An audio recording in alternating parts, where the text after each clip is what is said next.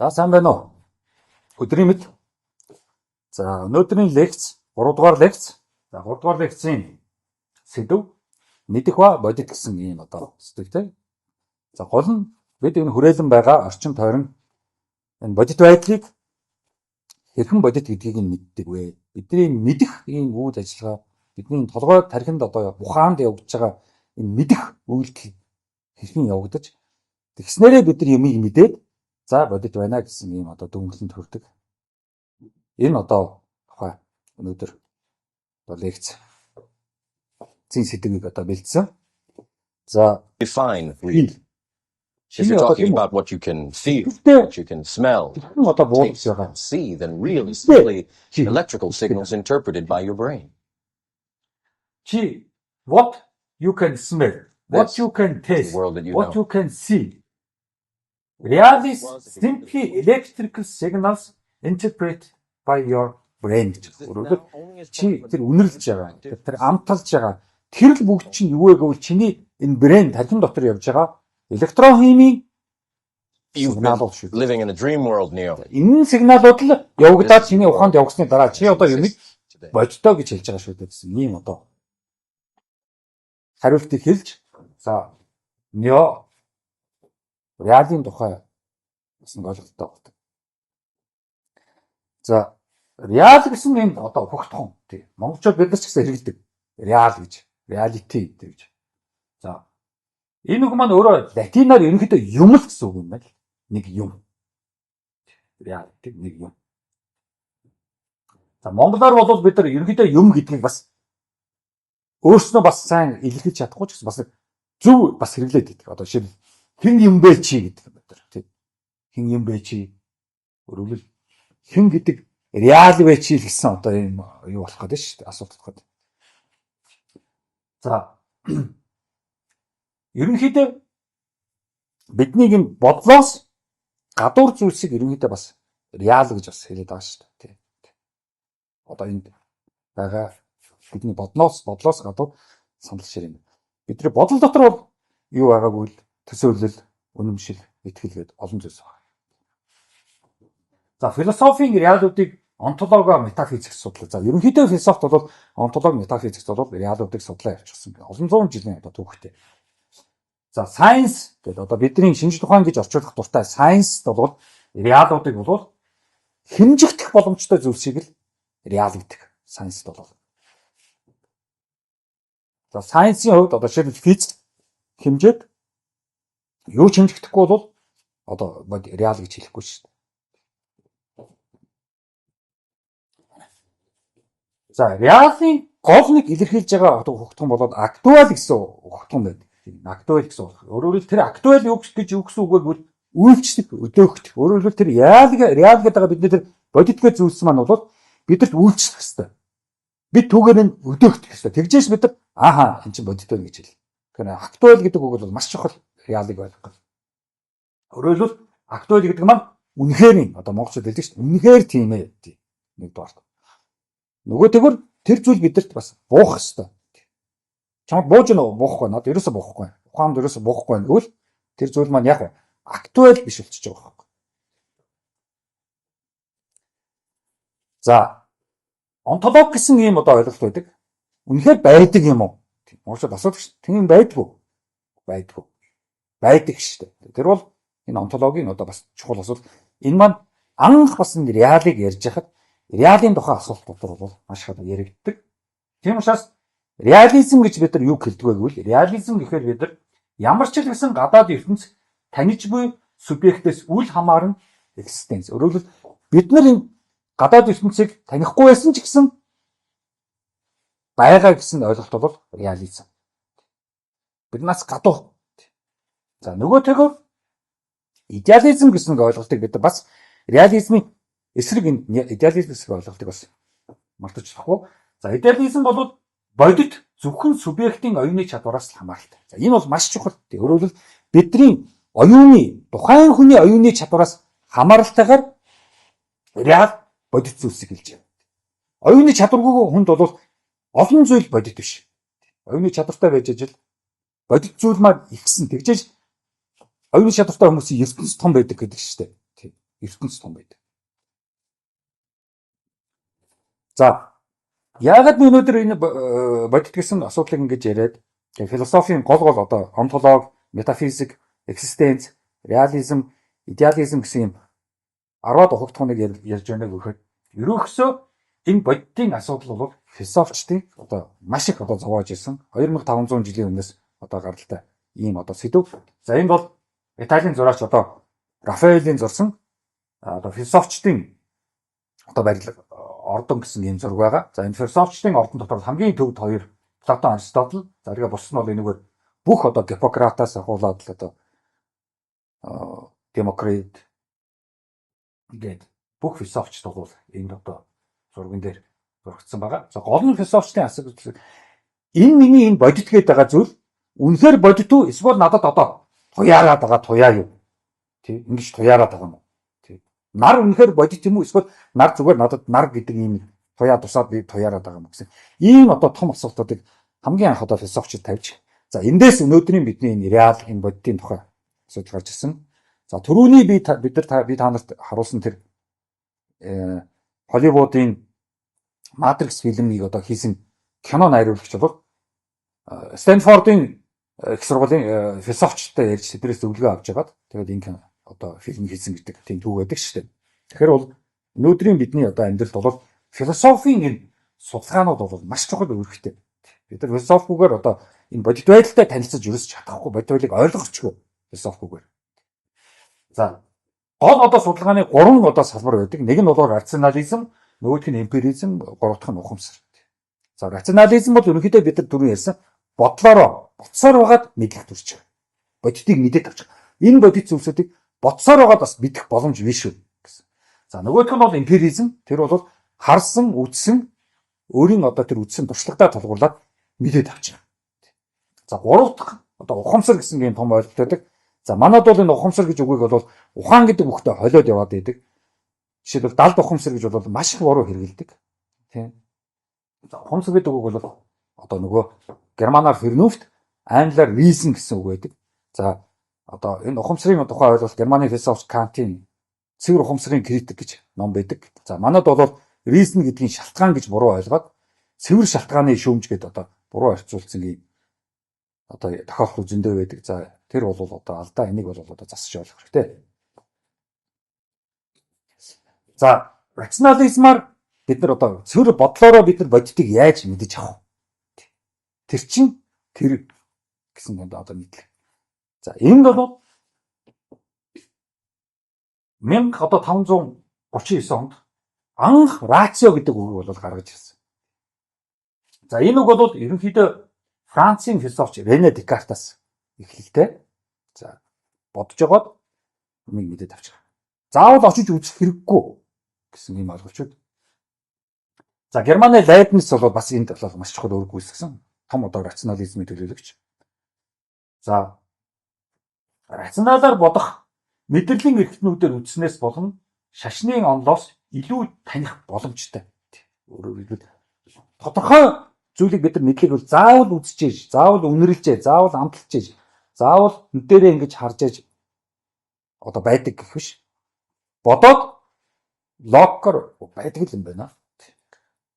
За шашинд бол мэдээж одоо хизээш одоо бодлоор мэдэж авахгүй. Тэнд бол догматик тийм байх ёстой гэдгээр дандаа явдаг. За үзээгүй ч гэсэн мэдэх одоо цэвэр бодлороо мэдэх боломжтой гэсэн юм байна. За орчин үед бол ерөнхийдөө критикчилсэн рационализм гэдэг том сэдв болгол явдаг. За энэ тухай ярих юм бол бидний одоо лекцийн цаг одоо үргэлжлэхгүй. За эмпиризмын тухай товчхон хэлчихье. За эмпиризм бол грекээр бол ерөнхийдөө болон латинаар одоо үдснийгээ дагах. Би ингэж үдсэн. Монголчууд хэлдэг чинь их юм үдсэн хүн байна наадах чинь гэж. Тэр юм үдсэн хүн бол одоо маш туршлагатай өөрийнхөө мэдрэлийн эрхтнүүдээр мэдэрсэн хүнийг одоо бид нар юм үдсэн хүн гэдэг байна шүү дээ. Тэгэхээр энэ эмпири гэж одоо ярих юм бол бид нар юм үдсэн гэсэн ойлголт.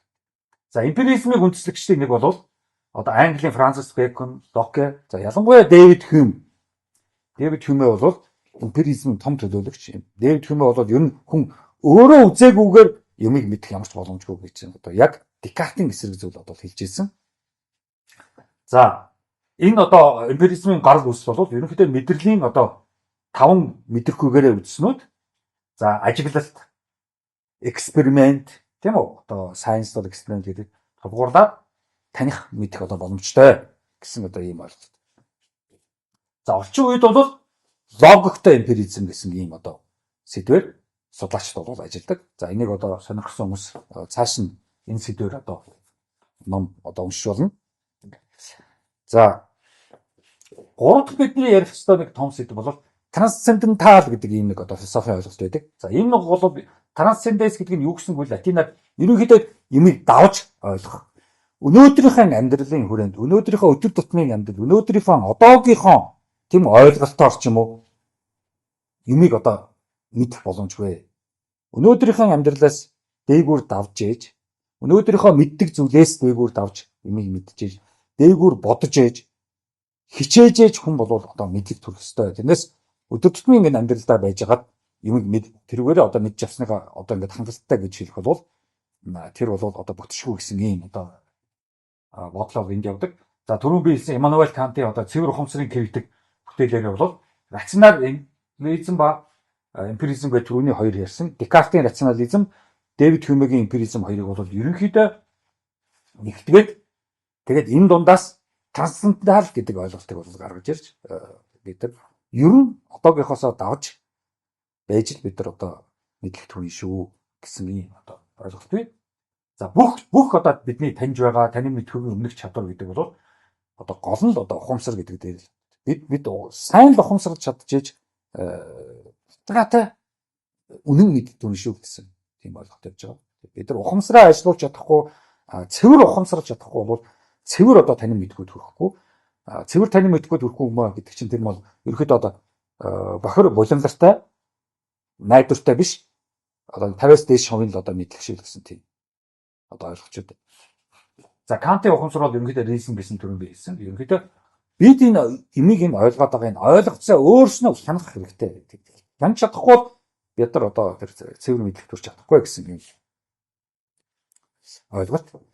За мэдлэгийн тухай философийн одоо салбар би жоохон ярив. Яг гэвэл одоо бид нар яг түрүү яг мэдхийг ярьжсэн бол одоо бүр цэвэр мэдлэг гэдэг одоо мэрэгжил рүү ороод ирж байна. Юмыг мэдэх гэдэг маань бол зөвхөн тухайн хүний одоо тийм үү? Юмыг мэдэх буюу одоо мэдлэг гэсэн мэдлэг. За энэ бол хоёр зүйл байгаа. За нэгт нь бол тухайн хүний тийм үү?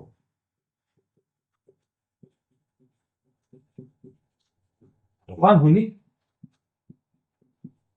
санаа нь нөгөө тал баталгаатай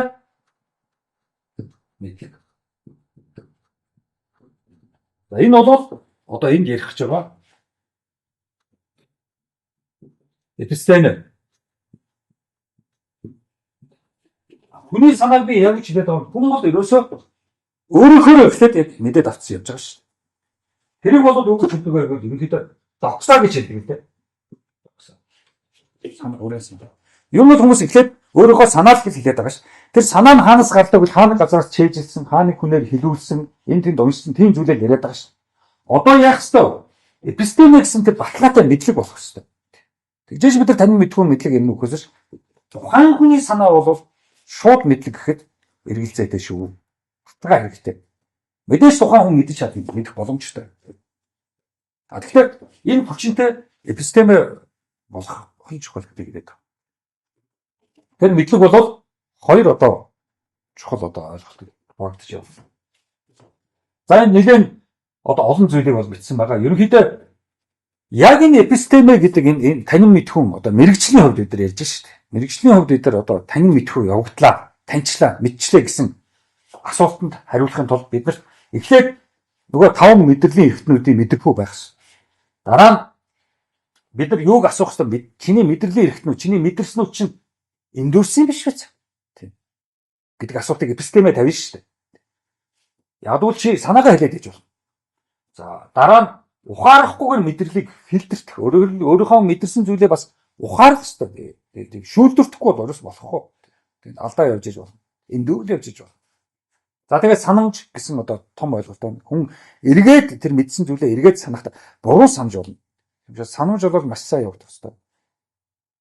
За тархины одоо бүтэц хэрхэн одоо тэр бидний одоо мэдсэн мэдрэлийн нэрхнээр мэдсэн бүх перцепшн одоо мэдрэмжүүд маань тархинд ороод тэгээд тархин дотор боловсруулагдж байгаа шүү дээ. Тэгээд дараа нь мэдлэг гарч ирж шүү. Тэгэхээр бидний тархин доторх боловсруулагдахад бидний ухаан хэрхэн ажиллаж байна. Тэр чинь бас дахиад эпистемэ танин мэдхүн том одоо асуулт болж ирдэг. За одоо тэгээд бид нар ингээд бодлоо. Ухаандаа бодлоо. Одоо бодсныхаа дараа зөв үг хэрэглэх хэрэгтэй. Бодолтой буруу үг хэрэглэх юм бол танин мэдхүү буруу болчих. Тэр үгийг маш сайн зөв мэддэг байх хэрэгтэй. Яг бол бидний бодол үгээр явагдаж байгаа ш. Бодлоо бид нар үгээр илэрхийлнэ. Тэр үг алдаатай болов өөрөөр хэл яриа алдаатай болов танин мэдхүү буруу яв. Тийм учраас хэл яриаг одоо маш сайн одоо боловсронгуй болгох хэрэгтэй. Ялангуяа одоо бид нар монголчууд монгол хэлээ маш боловсронгуй сайн хөгжүүлэхгүй бол бидний танин мэдхүү маш их буруу явагддаг. Зөв мэдэрсэн ч гэсэн илэрхийлэхдээ буруу илэрхийлээд буруу хэрэгжилждэг. За танин мэдхүү бол шалгадаг олон одоо шүүмжийн олон одоо шүүмжлүүд байдаг. Тэр бол мэрэгжлийн түвшинд нэлээд цаашаа нарийсаа явчихдаг. За үүгээр та бүхэн бас танин мэдхүү ерөнхийд нь ойлгосон байх гэж одоо бодож байна, найдаж байна. За бүр одоо мэдлэгийг одоо яг тэр баталгаатай мэдлэг энэ одоо өндөр түвшинд мэдлэгийг яг өдөр тутмын мэдлэг биш шүү. Өдөр тутам бол бид нар энэ жижигэн юмнууд мэдээлэл өгдөг. Сонирхоос нэг жоохон мэдчихдэг, хүнээс юм сонсоод жоохон мэдчихдэг. Яг энэ танин мэдхүйн түвшинд энэ дээд түвшний мэдлэгийг би яриад байгаа шүү. Тэгэхээр энэ танин мэдхүйн дээд түвшний мэдлэг бол ерөнхийдөө үнэн, хоёрдугаар зөвтгөж аргументлах боломжтой. Тэгэхдээ цаад гол зүйл бол хүн өөрөө тэрэндээ маш үнэмшилтэй байх хэрэгтэй. Тэргүй цагт мэдлэг маш хэцүү үнэмшил байх. За энийг бол гол нь одоо грекийн философч Платон одоо хэлж байсан. Ер нь бол мэдлэг гэдэг бол үнэн зөвтгөж болох тэр бидний тэрл бүхэл үнэмшлүүд шүү гэж хэлж байсан. Маш их гоё тодорхойлол. За мэдээж үнэмшлэхээр бидний санаа орно, тийм үү? Өөрийн үнэмшлийн орно. За үнэн гэж юу гэхээр философийн одоо том асуултууд руу бид нар ороод ирнэ. За корреспонденцийн теори руу бид нар орж ирнэ. Ингээд за зөвтгөлөхээр бид нар шалтгаан гэдэг одоо олон одоо асуултууд руу орж ирнэ. За энэ бол ерөнхийдөө энэ лекцийн хүрээнд бол нэлээд одоо том сэдв учраас энийг мэрэгжлийн түвшинд ярихгүй болохгүй. За ер нь мэдлэг бол бидний хүний санаа яг баталгаатай мэдлэг хоёрыг одоо ялгаж явах л одоо бидний одоо цаашдын одоо амьдрал хэрэгтэй шүү гэдэг энэ лекцийн хүрээнд бас ярих гэж утсан. За энд одоо та бүхний одоо бас мэдсэн байж магадгүй Hollywood-ийн Beautiful Mind гэдэг одоо фильмийн зураг байж байна. За Beautiful Mind гэдэг бол нэг гоё зүйл. Тэгэхээр уул нь математикч хүн дэш ерөнхийдөө философч хүн бол Beautiful Mindтэй байдаг л да. Гол нь энд юу яриад байгааг ярих гэж би хэлж байгаа нь нөгөө бидний одоо тарих ухаан үг өгүүлбэр сонин мэдхүү зөв одоо гаргаж ирэх хэрэгтэй. Тэдний хослол зөв байх хэрэгтэй гэж хэлээд байгаа шүү. Нэгдүгээрт мэдрэлийн эрхтнүүд, хоёрдугаарт бидний тарих, гуравдугаарт бидний үг хэл зөв байх хэрэгтэй. Тэгэхээр энэ гурвын хослол буруу явагдвал ухаан хүн фантази юм уу? Хийсвэр юм уу? Хийсвэр гэж фантази гэсэн ялгах чадхаа болчтой.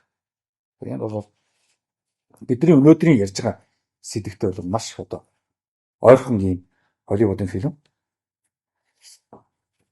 За түрүү бид нар эпистеме гэдэг нэлээд дээгүүр төвшөнд ярьсан. Одоо бүр цаашлаад дараагийн төвшин рүү орохоор мэдлэг гэдэг бол ерөнхийдөө онол теори.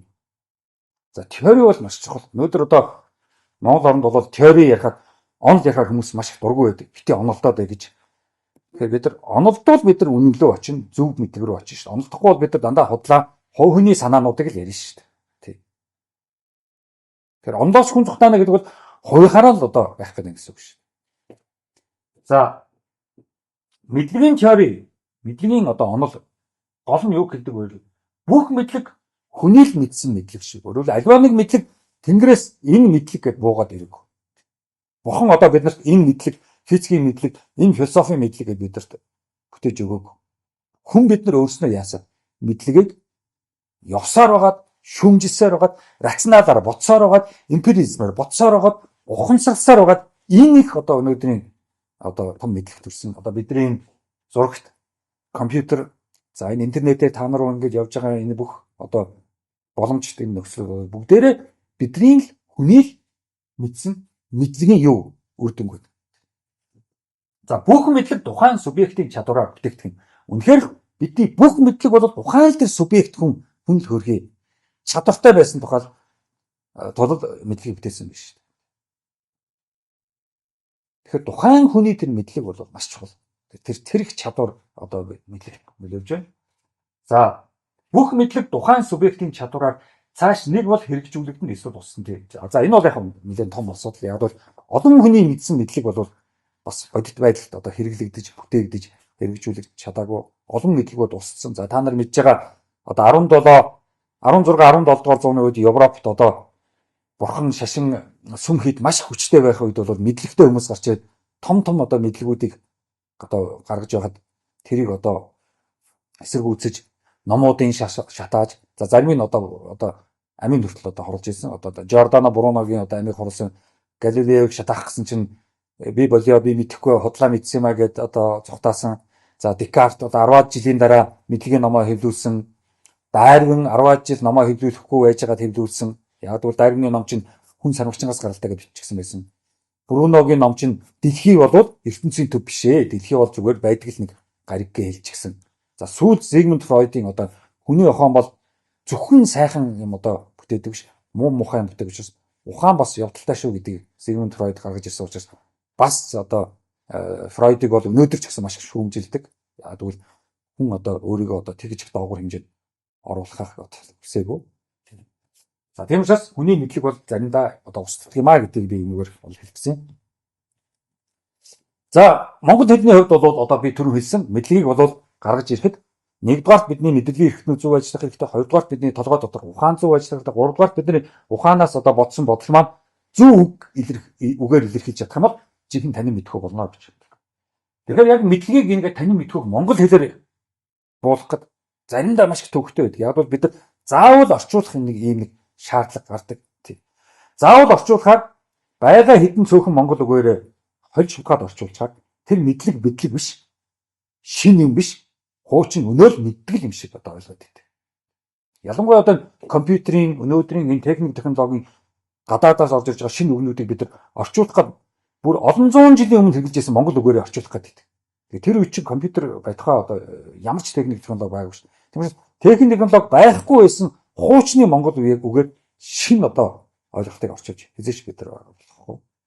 Энэ бол аюултай. Одоо жишээлбэл компьютерийн электроникийг цахим гэж одоо орчуулад байдаг. Тэр цахим гэдэг чинь эртний үг шүү дээ.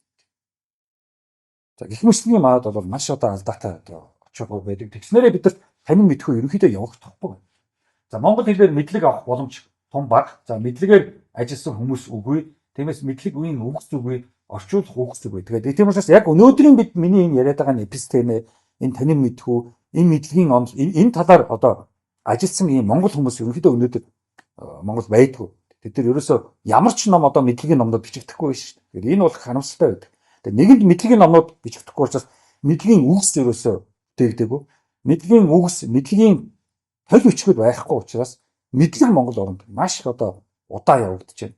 Бараг орж ирэхгүй шүү дээ мэдлэг. Тэрхүү хувь хүмүүс бол энэ тэнд Америкт юм уу, Германд юм уу, Японд очиод хувь хүмүүс бол одоо хармаандаа мэдлэг тэгээд ороод ирдэг. А нийгэмд улс оронд төвд мэдлэг ерөөсөө явагдахгүй шүү дээ. Бөөл арга билгэл ярина үхээс биш мэдлэг гаргаж ярихгүй шүү. За монгол хэл уйгуржингаас кирилл руу ороход үндсэн үгээ юу нэлээ алдсан юм байлээ. Тиймээс үгийн логик алдагдчихсан. Үгийг логик алдагдчихсаар чи ерөнхийдөө тэр үгээр бодох боломжгүй болчихж байгаа. Монгол үгээр цааш бодоход маш хэцүү. Яг бол одоо шийдэл би тэнд бичсэн мэдэх, мэдлэг гэдэг үгнүүд одоо ямар үгийн үндснээс мэдэх гэдэг үг гаргаж ирсэн. Ямар үгийн үндснээс мэдлэг гэж үг гарч ирсэн. Тэр нь гарч ирэхгүй болохоор бид нар ерөөсө мэдэх гэдэг үгийг логикийн хувьд бодох ямар ч боломжгүй.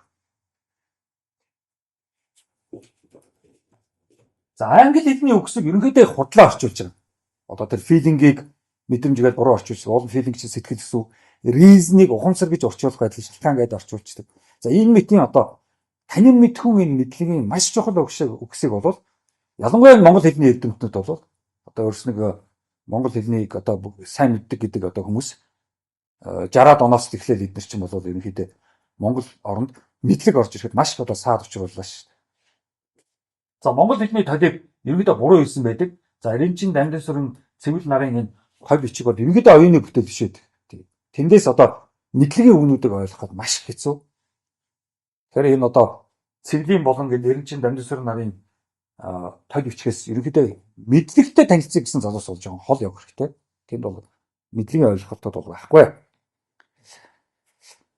За ерөнхийдөө яагаад би энэ мэдлэг яриад гэвэл яг бол манайд нэг ойлголт байдаг. Ерөнхийдөө төр Монгол орныг хөгжүүлэх юм шиг ойлгоод байдаг. Улс төрийн намууд ч юм уу. Тэгэхээр хизээч улс төрийн намууд болон Монголын төр Монгол орныг хөгжүүлэхгүй шүү дээ. Монгол орныг мэдлэгтэй хүмүүс хөгжүүлнэ шүү дээ. Тийм мэдлэггүй бол бид хинч хөгжүүлж чадахгүй.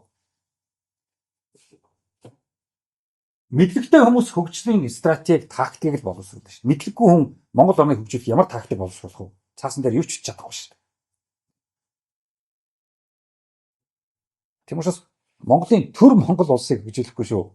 Монгол орныг Монголын мэдлэгтэй хүмүүс хөгжүүлнэ. Тийм учраас өнөөдөр энэ мэдлэг гэдэг үг бол маш чухал үг шүү. Бид нар одоо энийг чийж авах хэрэгтэй. За Монголын төр бас Монгол орныг боловсролтой болохгүй шүү. Бид нар ингэ төрлөөгөө хараад төр бүгдийг хийнэ гэж бодоод төр юу ч хийхгүй шүү дээ. Төр зөвхөн бид нар яг ч нөхцөл аятай нөхцөлийг л бүрдүүлэх хэрэгтэй байхгүй. Монгол орнд мэдлэг хөгжих, мэдлэгтэй хүмүүс олноор төрөх нөхцөлийг л бүрдүүлэх хэрэгтэй шүү дээ. Монгол орнд боловсрал хөгжих тэр нөхцөлийг л төр бүрдүүлэх болохоос ш. Монголын төр боловсралтай биш шүү дээ. Тэнд чинь 8 дугаар ангаач төгсөөг хүмүүс гүйж байгаа шүү дээ. За гол нь одоо философичд Монгол хүмүүсийг боловсралтай болгох. Монгол орнд философичд байгаагүй цагт Монгол орнд боловсрал ярих хамч боломжгүй. Яг өнөөдрийн ярьсан бүхэл энэ мэдлэгийн боловсролын сэдвүүд чинь бүгдээр философийн мэргэжлээс гаралтай. Тэгмээс өнөөдөр хүртэл Монгол орнд философийн ном бичигдэхгүй, философич хүмүүс төрөхгүй, философийн одоо том хүрээлэн том одоо институтууд ажиллахгүй байгаа бол боловсролог орж ирэхгүй байгаагийн одоо нэг том шалтгаан. Анхаарал тавьсанд баярлалаа.